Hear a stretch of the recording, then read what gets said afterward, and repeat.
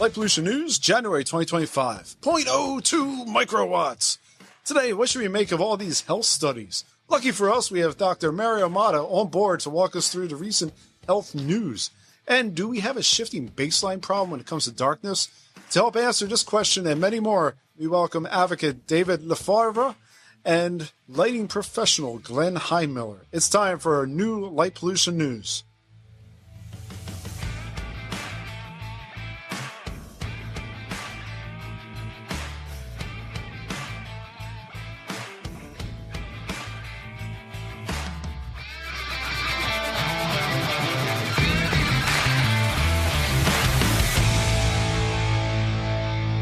Here we go, starting the first light pollution news of 2025. I'm your host, Bill McGinney. Very glad to have you joining us as we look at the news relating to this impactful cultural and environmental topic of light pollution. If you're new to the show, Light Pollution News is a twice-monthly show where I bring on 3 guests to help walk through each month's news. And light pollution, of course, isn't just sky glow, but has many other facets, including those that will be touched in the news on both episodes today. Light pollution news aims to build engagement and conversation around these topics while further growing awareness to the issues at hand. As you, the listener, settles in, if you like what you're hearing, why not consider becoming a supporter? Supporters help us grow the show's reach capacity. As a reminder, we're 100% listener supported. So if you like what the show is doing, you like what it's about, you like the information you're learning from it, why not consider being a supporter by following a link in the show notes? Also, if you aren't aware, we have a mailing list. Each month we send out the top news items we come across. Newsletter recipients receive access to both monthly shows at once. And if you're a supporter, you'll receive a link to all of the news articles that we pulled for that month, including many of the ones that didn't make the cut. Oh, and did I forget to mention that show supporters are invited each and every regular episode to actually sit in as a live audience member? So there you have it. You can learn more by either clicking the links in the show notes or by heading over to lightpollutionnews.com. And as is always the case, if you're not subscribed to Light Pollution News now, slam that button down on whatever platform that you're listening to this podcast from. And why not chime in with your thoughts on LinkedIn, Instagram, TikTok, or Facebook? We create shareable material for you, the listener, so hopefully that helps you spread the word about some issues that you find interesting and important in the topic of light pollution. Lastly, before we kick things off, I have some listener mail that I'll get to at the end of the show. So definitely stay put to the very end. If you like your feedback read on the show, feel free to shoot over your thoughts via either the text link in the show notes or to bill@lightpollutionnews.com. Happy New Year to you at home. Welcome to our 3rd year Light Pollution News. As always, I have an excellent slate of guests, which I'm very excited to start off the new year with. This is a really well-rounded panel, I think. And I think you at home are really going to enjoy this January slate of episodes. Let's kick things off with our first guest, David Lefevre. David, I'm very excited to have you on board. You're a dark sky advocate who you created a very informative website, and this is how we initially communicated. You shared this website, yes. relumonlesétoile.eu, and I want to have the emphasis on .eu, so it's relumonlesétoile.eu, because the .fr site is apparently a porn site. Don't go there. Whatever you do, don't go to that one. I didn't know that. So if you're looking, it's a .eu is what you're looking for. But it's a great website full of a lot of great information.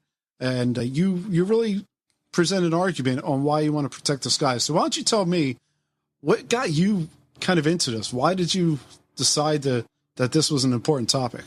Oh, so well, why did I create it? In fact, 5 years ago, I've seen a public meeting where people were explaining the light pollution and what it was about, what was the problem with it. And in fact, at this time, I didn't know the problem, but I've discovered it and I found it very interesting. And the most striking about this kind of pollution is that nobody's aware of it.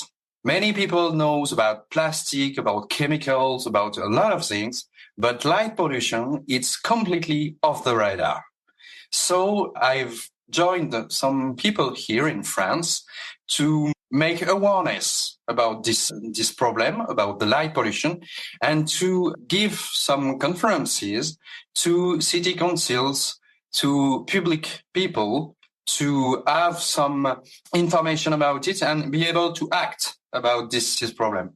And the most common fact I've discovered in these meetings is that, in fact, either the public people or just the people do not know what is light pollution and all the impacts it has, because it goes from the health to the economy, to the energy, to the astronomy. There are a lot of different things, and people do not know about it. So I've decided to create this website. So at first, the initial version was in French, obviously, because I am.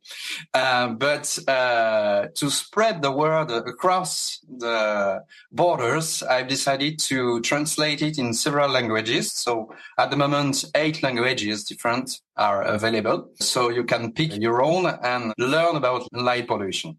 You hand translate these? No. Oh, okay. Right. So I'm speaking, obviously, French. I'm picking 2 other languages, which are English, obviously, because I'm doing it right now, and Russian. I had some German language memories from when I was at school. So I've tried to do some parts manually, but in fact, it takes a huge amount of time doing all this. So I confess I used automatic translators to help me in that task, but I know some people in each language, and I've asked them to read and tell me if it was correct or just nonsense. And I was quite surprised because all of the returns I had was, that's not bad. Yeah, I mean, there's no shame. I completely understand what you're trying to do there. Good for you. That's great. I like how you're trying to really cater to, maybe different audiences right there off the bat. Before we switch over to the next guest, I know in France you guys have actually had several instances of communities actually turning off the lights and then becoming even more innovative by having, say, phone apps to turn on streetlights and turn off streetlights. I haven't heard about that anywhere else in the world. Yeah, it exists. Yes. So we have a main advantage, I would say, compared to other countries. And this advantage is that we have a law about lights at night. So for shops, for private lightnings, commercial light, there is a law that states what kind of light you must have or you mustn't have, and a lot of specificities. And these facts give us an advantage. It's not a competition, but it's an advantage to talk to people and say, hey, look, we are doing something. And it's mandatory because this is a law. So you cannot escape. You cannot do only what you want. You have to stick to the law. So this is something great we have in France, and I hope it will spread across other countries. I'm working with someone in the European Parliament to have this kind of ideas spread across the several countries, and I hope it will be dispatched in other countries as well. What's the reception been in France to it for, say, the average person living in a major urban center? At first, this is quite the same, always the same. When I talk to people about it, the first reaction everybody has is, no, you cannot think about that in the dark. It's dangerous. And so each time I need to dig, I don't know, to crawl, to fight, to make them understand that, in fact, we have lost the night. We have lost the ideas of the night. And for now a century, we are used to light, but it was not like this before. And humans are not made to be in the light, always in the light.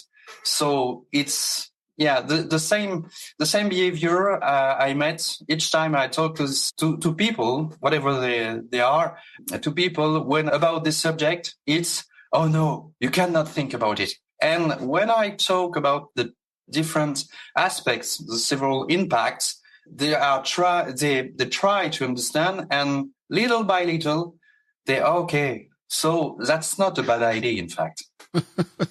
Well, thank God you're going to have to give me the script of what I need to use when I'm talking to people. Sure, I'm pleased to share. That's why I made the website, is to share information. Just a little thing. At first, I wanted to convince people that having no lights at night was a great thing. And I've given up because convincing people, it asks an amount of energy which is far behind my possibilities. So I've given up on this point. So I'm switched to, okay, I give you some awareness. I give you some ideas about what it does, how it works, and then it will make your way in your brain. And I'm pretty sure at the end you will agree that we should shut the lights at night. But convince people, no. Or at the very least to have some kind of responsible use of it, right? I mean, at the end of the day, we're gonna need light at night. We need it for certain things. I've always thought of it, if you think of it as a typical pollutant, you'll have a better approach to managing it, to using it, right? Exactly. Yeah. But people now are used to have lights, and sometimes discussing with people, I know, but you don't think about switching off the public light at night. When I go home at night, I can see the lock on my door. Okay, but just take your own lights. Put a light on just above your door. I don't know, but don't take as an excuse you don't see anything to say the public light have to be switched on all night long. It's just a nonsense. But it's a lot of discussion with people. It's a long process. It's quite not really difficult to make them understand, but it's quite long to make them understand. Yeah. Well, someone who's been working on that. Next up, we have Glenn Heinmiller, and Glenn comes to us today from the lighting design firm Lam Partners. Am I saying that right? Lam, not yes. LAM? Okay. And Glenn, you've worked on lighting solutions for a myriad of clients, including research facilities, athletic venues, schools, parks, performing arts centers, and much more. And Glenn, you chair the IALD Energy and Sustainability Committee and are a lead accredited professional. And you're also a USGBC subject matter expert. Glenn, welcome to Light Pollution News.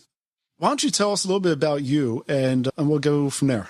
I've been involved with lighting since high school, but lighting design in the architectural world was sort of my second career after doing lighting in the entertainment world. And was that for shows, for performance shows? We don't have time. Okay.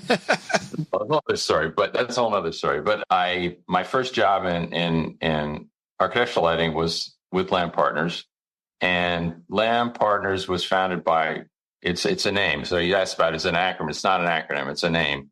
William M.C. Lam, one of the sort of founders of the profession of architectural lighting design. And it's interesting because, and so I was sort of learning, he had just retired, but I was learning his philosophy and his approach, and which was basically, you can read it in his book.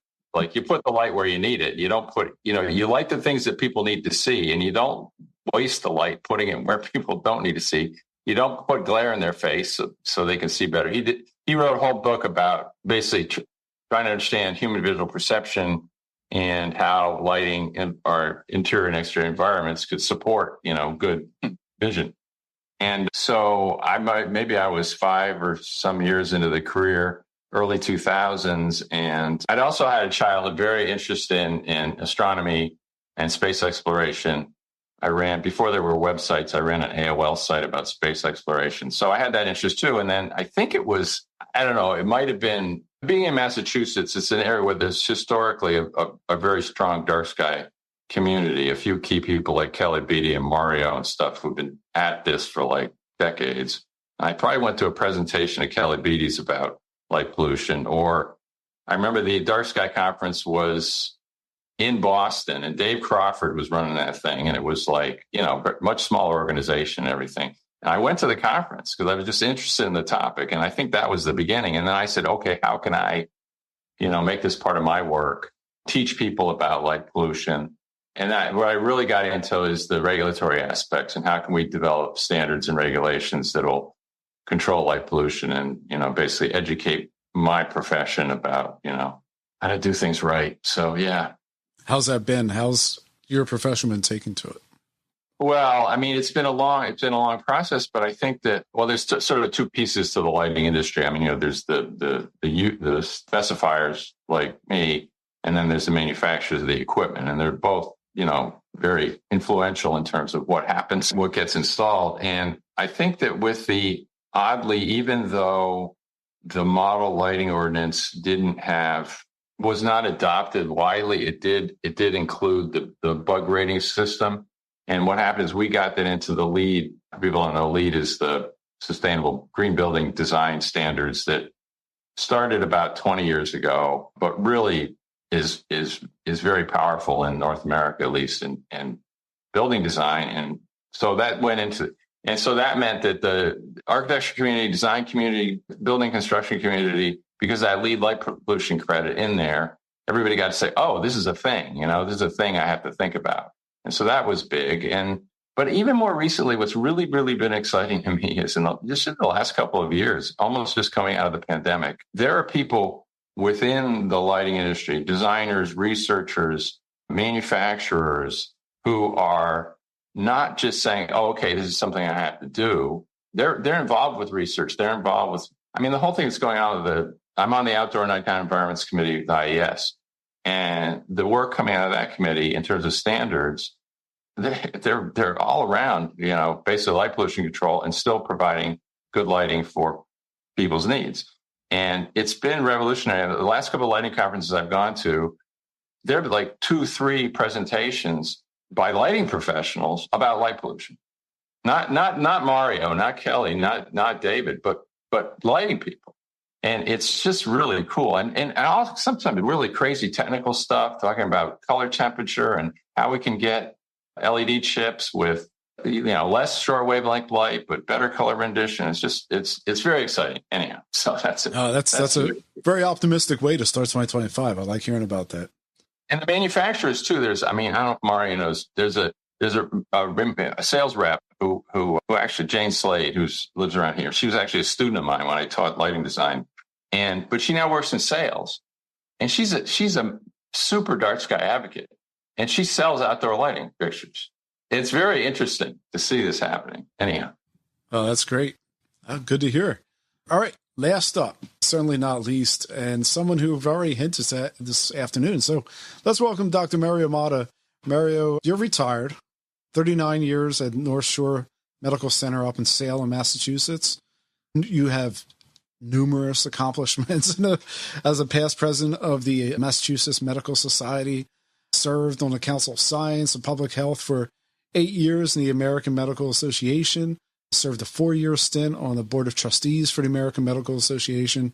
However, with all the medical honors you received, I don't think some folks, at least I wasn't quite as familiar with your other end, the side of work you did in the amateur astronomy world, including an asteroid 133-537 Mario Motta International Astronomical Union awarded designation. Honestly, your CV on the amateur astronomer side is every bit as impressive and daunting from one amateur astronomer to another. Mary, I think we need a podcast just talk about that. But welcome to the show. I appreciate the ring. Was it M54? I forget what designation that is back there, right behind you. Oh, that's an image I took actually with my home telescope. Yeah, that looks great. Okay, so typically I will have the guests kind of go through kind of what they're working on, and I'll split it up. But Glenn or David, if you want to take a swing out of here in the beginning, and then I'll have Mario, we can do you for the beginning of the second show. I'm interested in what Glenn was saying a little bit before, talking about the sales people which are promoting the light pollution problem and not selling anything. Because I've seen this in France. There are a lot of companies which sell lights for outdoor light. And obviously people doesn't know anything about the characteristics of these lights. So they sell nonsense. In fact, they just sell lights to have some light outside. And whatever the color temperature, whatever the amount of lumens you'll have on this light, they just sell. And this is an aspect I didn't address for the moment, which are the shops and vendors of lights, because I'm on my own for the moment, but I hope I will address this topic. But it's great to hear that in other places on the planet, people are starting to think about it, and even the people involved in selling lights, they are just getting the right light for put outside and not everything that they can sell. So that's great. Yeah, what you described, which is basically just poor lighting being installed, it's rampant. It's still very rampant in the country because most lighting, the outdoor lighting, there's no knowledgeable lighting person who's responsible for that. It's basically, an electrician goes to his lighting supplier and says, "Give me a floodlight because I got my client wants to light up their parking lot," and so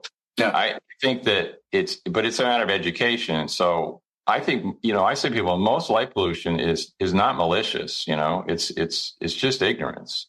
And when you tell people like, hey, if you pointed that fixture down or if you turned that, whatever, they're like, oh, okay. I didn't realize. So I think it's happening. Like there's this program, DLC Luna program, which is on a rating system for products, which they're sort of, dark sky. And I think what happens is when that starts going out, the manufacturers start to promote the quality products, right? That's something they can sell. And that's what I've been trying to tell the manufacturers is like, you can sell this. This isn't a burden on you. This is the opportunity.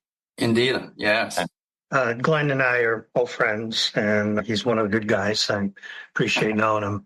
And David, I just came back from New Zealand. I was a keynote speaker at the Starlight Conference and was happy to be there in Lake Tekapo. There were 40 countries represented and 130 people. But what impressed me was a European Union lawyer who presented light pollution in Europe. And she stated that France recently passed a light pollution law that they want to not just limit light pollution, but cut it in half over the next 10 years. Is that true? That's an amazing accomplishment. You should talk about that a bit more. It's not done for the moment, but it's in the plans. Yeah, there is some deciding people at the government which are aware of the problem and realize that we should do something. No, we shouldn't. We have to do something about it. One big thing that has changed people's mind here locally, unfortunately, is the price of electricity. In France, we have 11 millions of lights at night outside for the public lights. I'm not talking about the private people who put some light in the garden, but to unlight the roads, to unlight the parking and things like this, we have 11 million lights. Due to the last war between Russia and Ukraine, the price of energy has skyrocketed. And unfortunately, I'm saying unfortunately because it's a reason. For me, it's not the right one, but it's a reason. And people are seeing that it's a lot of money and they have to do some savings somewhere anyhow. So yes, there is a will to reduce this. And maybe because also we are more and more people in France talking about this problem and giving some awareness to people, deciders are slowly, smoothly coming to this idea. So it's in the plans. Yeah, it's not done. I don't know in other country, but in France to establish a new law, it takes years. And there is an S at the end of years. Usually it's, it can be between 2 and many. So the idea is to get the light pollution into, yeah. Well, I consider that an amazing accomplishment. And I wish you well. That would be basically a beacon for the rest of the world to follow. I know the Czech Republic, under Pavel, former premier, some years ago, made it a country law that all lights in the Czech Republic are fully shielded to limit light pollution. But I think this is the first time I've heard of a country that actually wants to cut it down from current levels. So I hope that idea spreads. I mean, in the U.S., it's state by state, and we go from extremely light polluted areas like Florida, where the lighting company there seems to revel in putting up lights everywhere needlessly, to places like New Hampshire, where basically people are cheap and they don't put up lights on the roads. And the accident rate in New Hampshire is one of the lowest in the country. So there are lessons to be learned. Indeed, there are lessons to be learned, and it's good to hear from people that in, I would say, dark places, there are less, and at least no more accidents that where the places are enlightened. This is something we have seen. Obviously, there is an event. I'm living in the south of France, near Switzerland, near Geneva. And the lake, the Geneva Lake, which was really known 40 years ago with Deep Purple, the Smoke on the Water song, is a story about this place. And once a year, every city around the lake is switching the light off all at the same time, one night a year. It's to make some awareness to people. And at this time, at this night, obviously, we've been interested in the number of accidents and numbers of problems we can have during this time. And in fact, no more than when the light is on. No more, and even a little bit better, because there were some accidents, of course. It's not zero, let's be honest. But the accidents were, were less harmful to people because people are driving slower. So the accidents are less dangerous. Yeah, well, not just that. I mean, the English, they have produced numerous studies, which I got in my files now, where they've cut down shielded lighting and made lighting as needed with motion detectors on the streets. Mm-hmm. And they found that the accident rate has gone down. So it's glare that may be the cause of most accidents, not the absence of lights. You know, there is a little story. I've lived during some little conference I've given in a city not far from here, and there was a young guy asking me why we did want to switch the light off, and I was surprised. I asked him, why do you want the lights on? And he answered me with real confidence. He told me, but when the lights are on, I can go faster with my scooter. Otherwise, I don't see anything and I have to go slower. Okay, great points. He was kind of annoyed about these lights off because he couldn't go as fast as he wanted. That's just the point. Yeah, there's truth there. There's definitely truth there. And you know, I think you guys hit on a good point. I got this article from RTE, and I'm curious because I think it really fits into the conversation, especially you, Mario, down there in Florida, which I know passed a law that requires all apartment complexes. Massachusetts. I just go there for a few months a year. Well, I know in Florida, they passed a law to have apartments have mandatory exterior lighting in all walkways, parking lots, and other areas where any human might be walking around. This one comes from the 5 major threats to Ireland's remaining dark skies. The article lists some of the usual suspects, including satellite mega constellations, irresponsibly bright or bluish LEDs, the incentive when you're using cheap lighting not to practice or exhibit any kind of responsibility with such lighting. But the article also discussed one additional item that I think may be more pressing than the others. And you're welcome to disagree with me on that. However, what it references is something called shifting baseline syndrome, whereby people simply never experience darkness, therefore don't really have a reason to protect it, right? This is something that was also pointed out in an article from Sierra, which they corroborate the very same narrative, but it was written by a self-described Gen Zer. Is there a shifting baseline problem? Yes. 80-90% of the people in the U.S. live under light-polluted skies and have no idea what a truly dark sky looks like. What should we do? How do we fix that? Get people out. I'll let Glenn answer that. I'd say, like, I think it's even worse than, because for myself personally, I grew up somewhere where I could see the Milky Way. It was in upstate New York. It was in the suburbs near the city, but it was dark. And that was, to me, that was just normal, right? You could see the stars.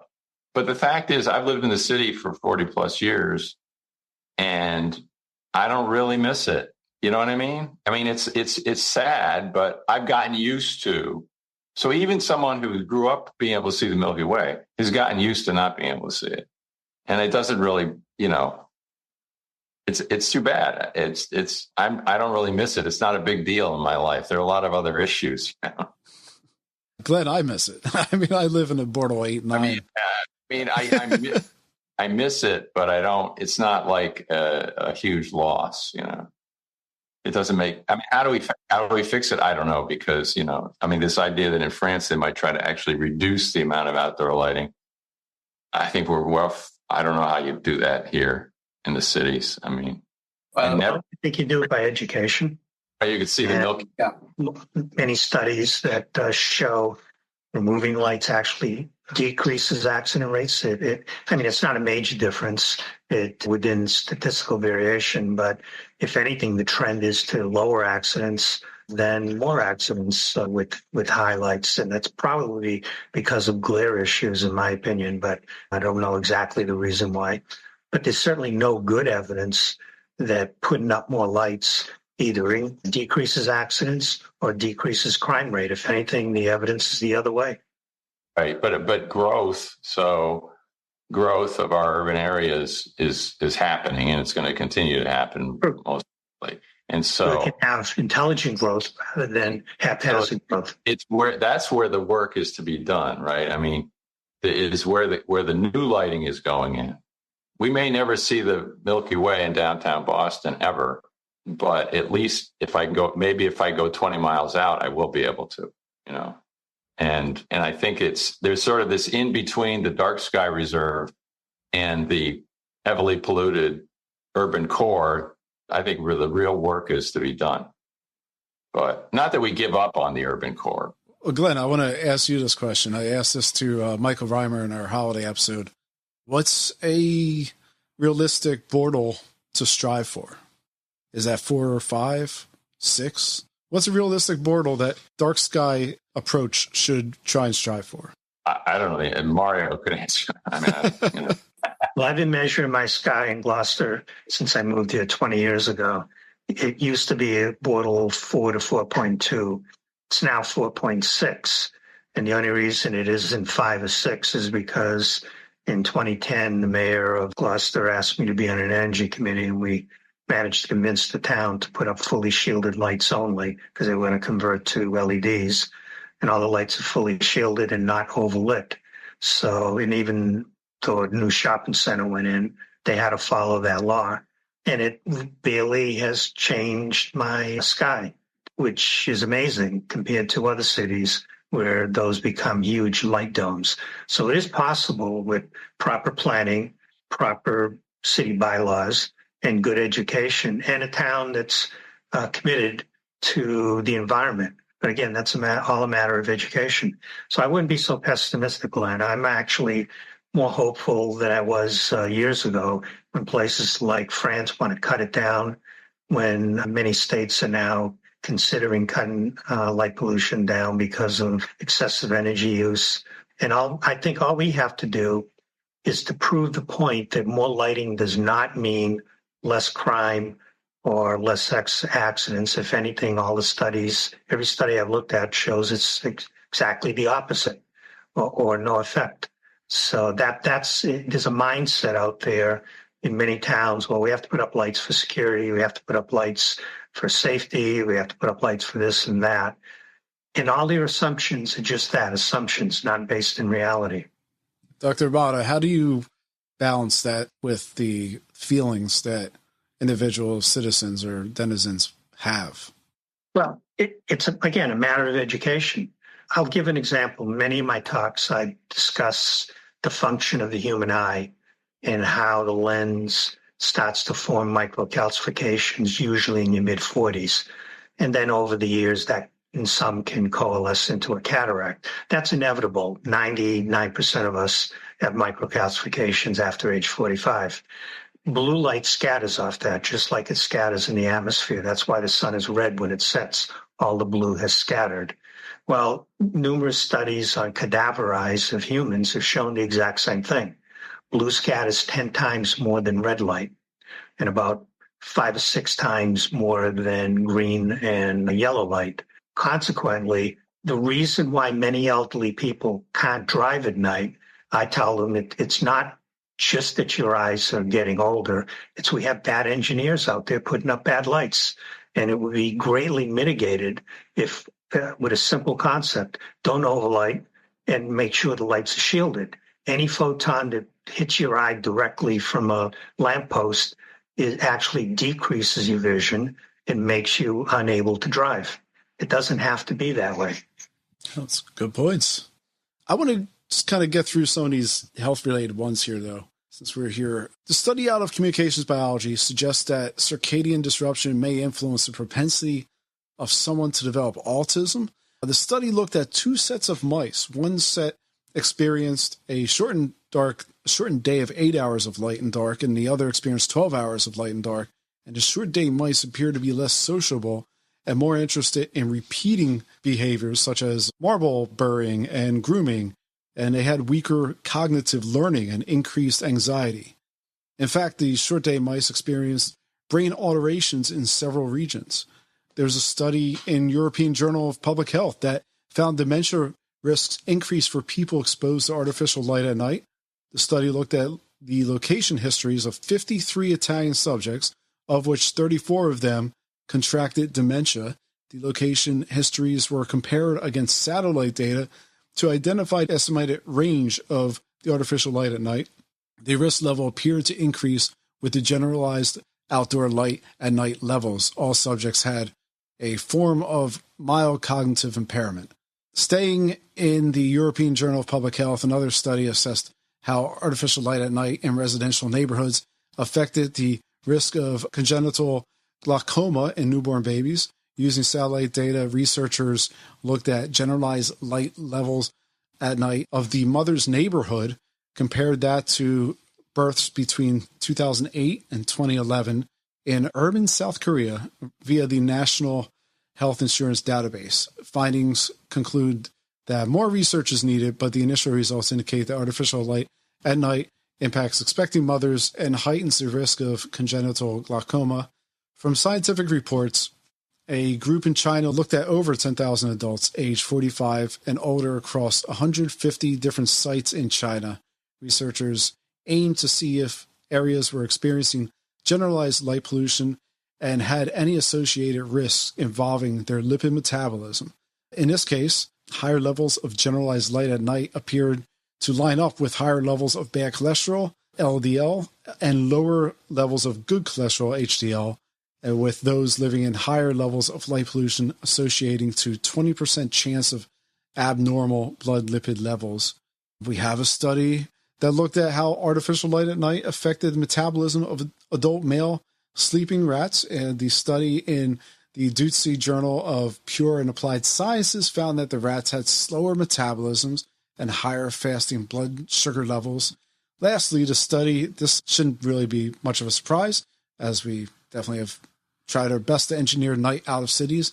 An article in the Journal of the American Medical Association Network asked, hey, is that exposure to artificial light at night associated with an increased risk in insomnia?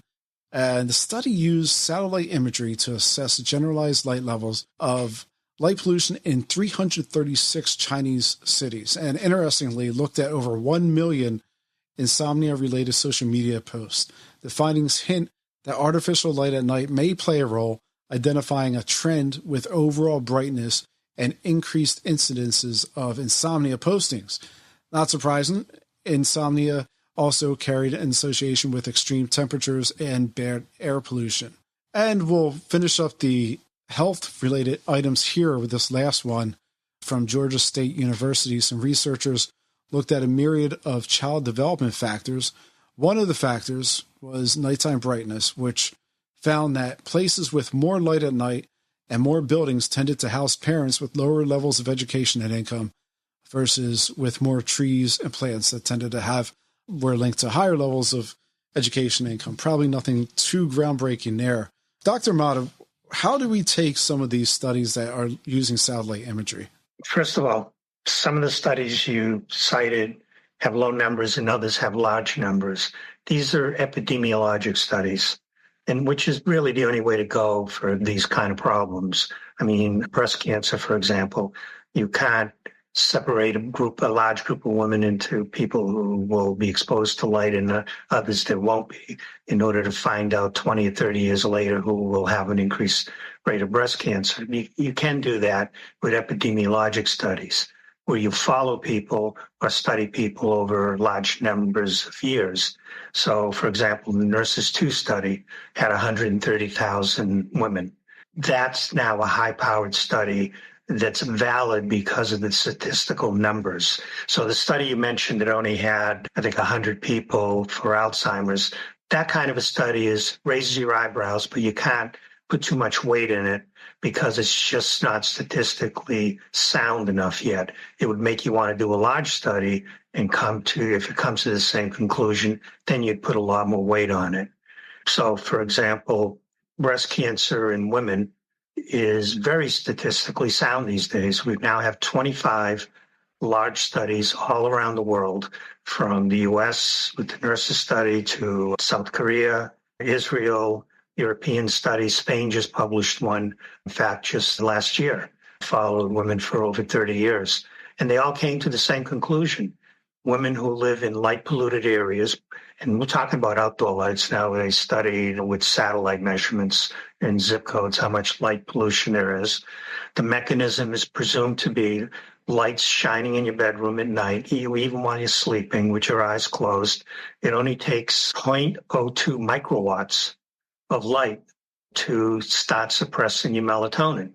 And it's not that, I want to be very clear here, it's not that photons cause cancer. That's not at all correct to say. I was at a conference where some light advocates kept saying light is toxic. No, you can't say that. What you can say is we've evolved over 1 million years to have high melatonin at night when we sleep. Light in our bedroom suppresses melatonin. So it's not that the light causes cancer, but by suppressing melatonin, we develop health problems. And specifically, the way that works is the melatonin can be viewed as an adjuvant to our immune system. It stimulates at night while we sleep, and we have high levels to circulate what's called B and T lymph cells. The B cells target abnormal cells, and the T cells kill them after they're targeted. And that doesn't work if our melatonin levels are low. So it's not that light causes cancer, but every person listening to this, on average, we divide several billion cells every day or more. And we're not the same people we were 2 months ago. All our cells have turned over by dividing into new cells, except for our neurons. And in all these divisions, it's no stretch of the imagination to consider that a few of them won't divide properly. Most of these are not viable and die on their own. But a few of them are damaged in a way that their control system is lost and they can multiply unimpeded. That's a cancer. That's the very definition of a cancer. It's estimated every person on Earth produces 10 to 20 cancer cells every single day.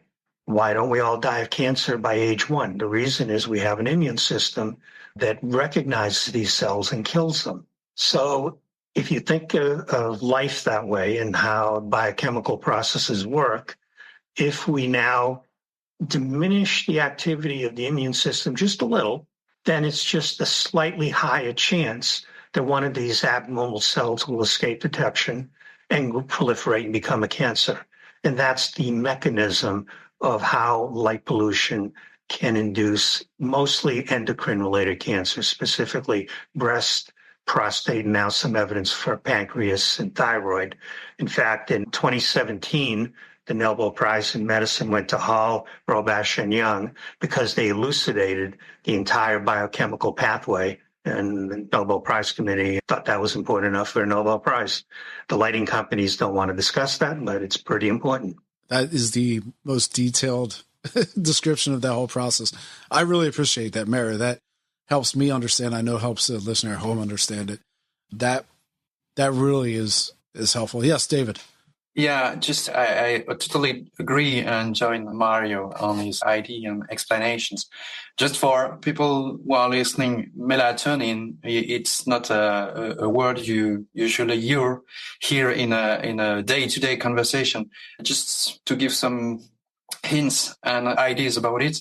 When you have two ways for the brain to communicate to your body. One way is electrical system, so the nerves and the muscle, when you want to move your hand, your fingers, this is an electrical signals that goes and flows into your body. But for other types of communication inside the body, this is hormones, and melatonin is one. For example, the temperature of the body is controlled by this kind of things, hormones. When you're eating and at some point, I cannot eat anything.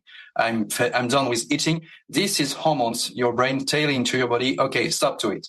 And this kind of mechanism with the sleep is induced by melatonin. This is an hormone. This is a way of communication from the brain to the body. And by having lights at night, we break this communication or we damage this communication. Then later on, we might have cancer. So it's just to give a little more simplistic idea to better understand. But I totally agree with Mario. Dr. Motta, I've seen articles come through that say, hey, if you have a significant amount of exercise and a significant amount of like a healthy eating combined with that, you can mitigate some of these melatonin effects. I've not seen any studies that you can mitigate loss of melatonin, but certainly living a healthy life with exercise and proper eating habits, not excessive drinking and all that is the right thing to do. And that'll put you in a better physical state so that you can withstand other adverse health assaults on your body. No question about that. But whether you're healthy or in ill health, there is no reason to diminish your melatonin system and diminish your health even further at any stage of your life. It's just it's an illogical thing to do.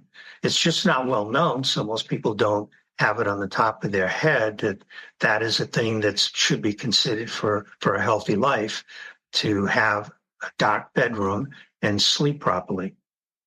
Well, as you know, that I have a little bit of a rant about these studies using satellite data, if you don't mind me. Oh, no, this is not to contradict anything Mario said, but I took some quotes from one of these studies in the abstract. It said, blah, blah, blah, blah, blah. The association between exposure to outdoor artificial light at night and the risk of blah, blah, blah, blah. That's totally misleading because they do not know anything about the exposure of the individual to outdoor light at night. All they know is that within a 1 square kilometer, half square kilometer pixel, there was a certain, maybe sort of approximated level of light outside their house. So unless all of their study subjects were living outdoors, you don't know that.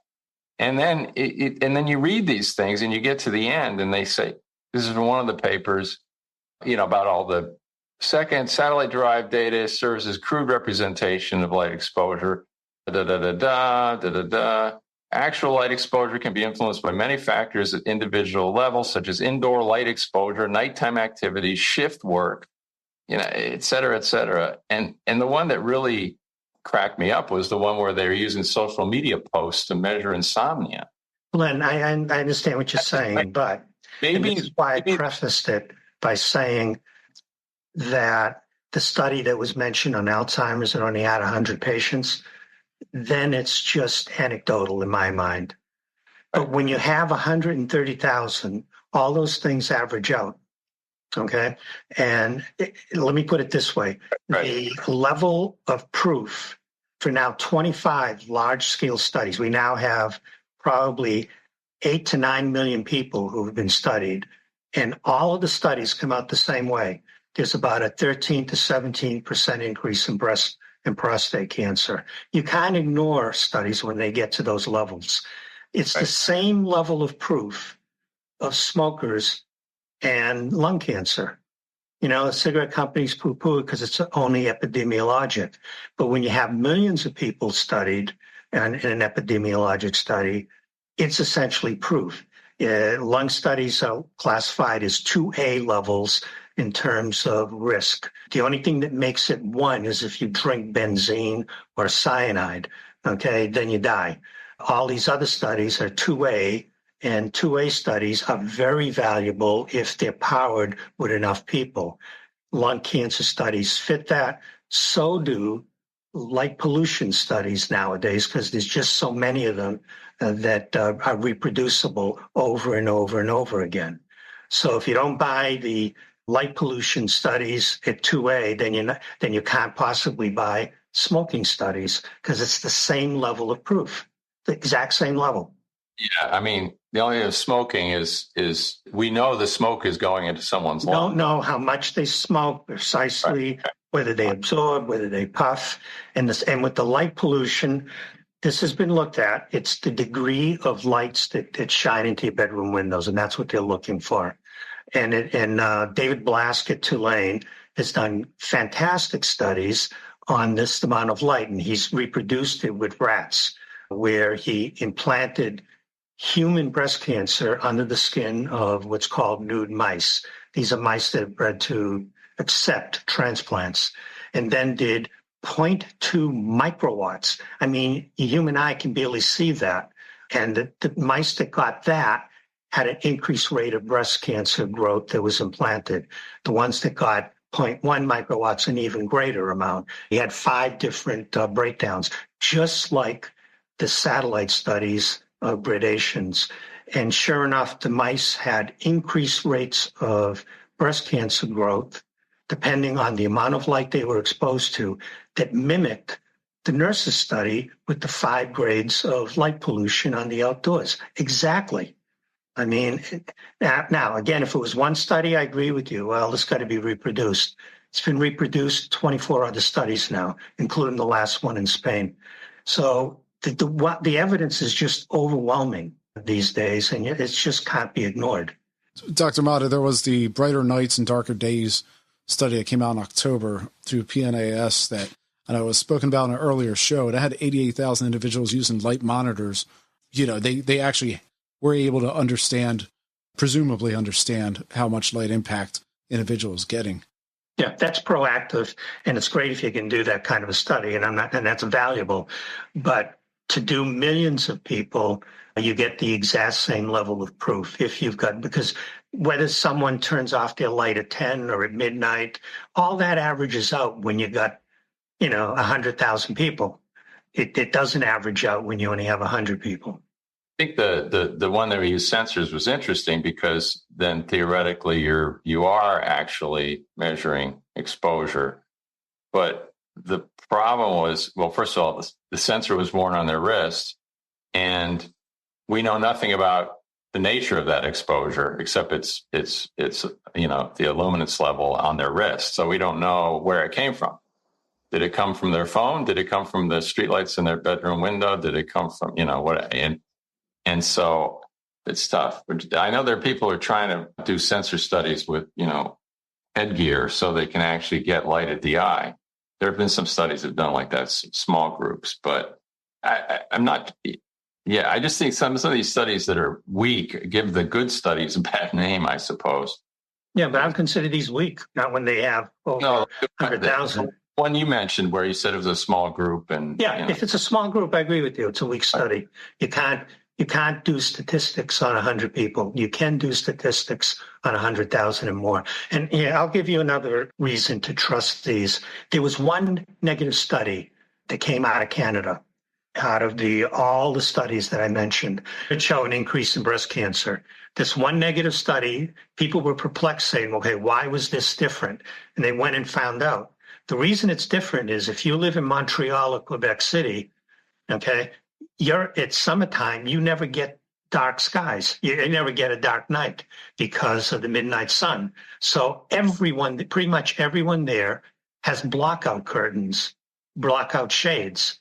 So consequently, in Montreal, you had no increase in breast cancer on the same kind of study because at night, no light from the street can enter their bedroom, whereas that wasn't the case in all the 24 other studies. So to me, that's actually good positive evidence that the others are real. Right. That's a good control. Well, that was a very lively discussion there. I appreciate that, gentlemen. Good questions there, Glenn, because I know a lot of people do have those similar questions, and it's great to hear Dr. Motta be able to. And the other thing that's confounded this completely, I mean, I don't know if it affected any of the studies, but over the last 10 years, the use of bright objects close to our face has increased in the developed world, even in the non-developed world. I mean, it has increased dramatically, and we have no idea exactly what. I mean, we can estimate the effects because we can measure the amount of light coming off the screen and everything. And I know people have been doing that, but I guess the thing is, it's like, yes, we need to reduce the amount of outdoor lighting, right? But let's not lose, I don't want to, society also has to look at what we're doing to ourselves indoors. Yeah, they're both forms of light pollution. And absolutely. People who sleep with a nightlight on are much higher risk. That's already well known. The one where they're measuring insomnia by looking at people looking at their phones and posting on social media. Well, maybe they had insomnia because they were looking at their phone. But Glenn, I'm going to push back a little here. In the nurses study, they asked women specifically, what were your nighttime habits? These are not people who put on lights at night. Okay, those were segregated into a separate group. So these are people who shut off their lights, had curtains, and still had a higher rate of breast cancer just by living in a city. Glenn, to your point for the light at night inside your living space, I don't know if you had this experience. This is the last thing, and then we'll roll out the show. Did you see any of these air fresheners, right? They all have lights. So we've stayed at some Airbnbs where, you have 4 or 5 different light sources in a room, and it's like an air freshener, an oven light, you name it. Everything has these little indicator lights for really no apparent reason. They just, I don't know, maybe they up the value of the product. But yeah, to your point, the rooms, your living space does get brighter. And that is, in my mind, a form of light pollution. It's doing no different than, exterior light pollution, right? And my advice, people, is put a little piece of tape over the LED. Okay, well, let's end the first show of January here. We'll pick up the second half in 2 weeks. I'd like to thank my guest, advocate David Lefevre, whom you might find over his site. Oh, man, I don't speak French. Let's do it. Help me out here. I know I should have put pronunciation right here. But anyway, you can find over his site, No problem. The website is named Les Étoiles, which means basically, let's light up the stars again. Les Étoiles.eu. Remember that, folks, EU. .eu, yeah.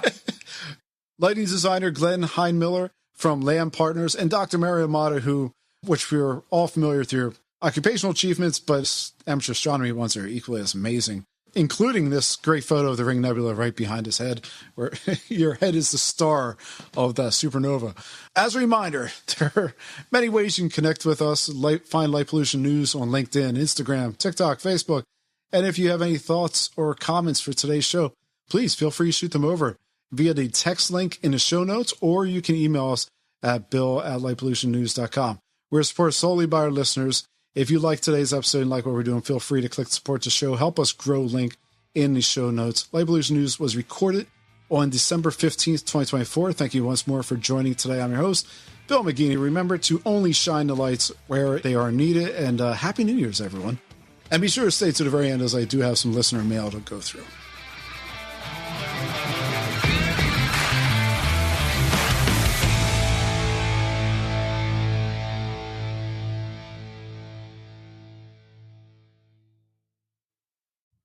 Thank you for staying with me today. I have fan mail from a listener, Mark Gross. And this is what Mark sent over. Mark's going to be talking about an article we mentioned about deer collisions back in the December show with Travis Longcore and Paul Bogard.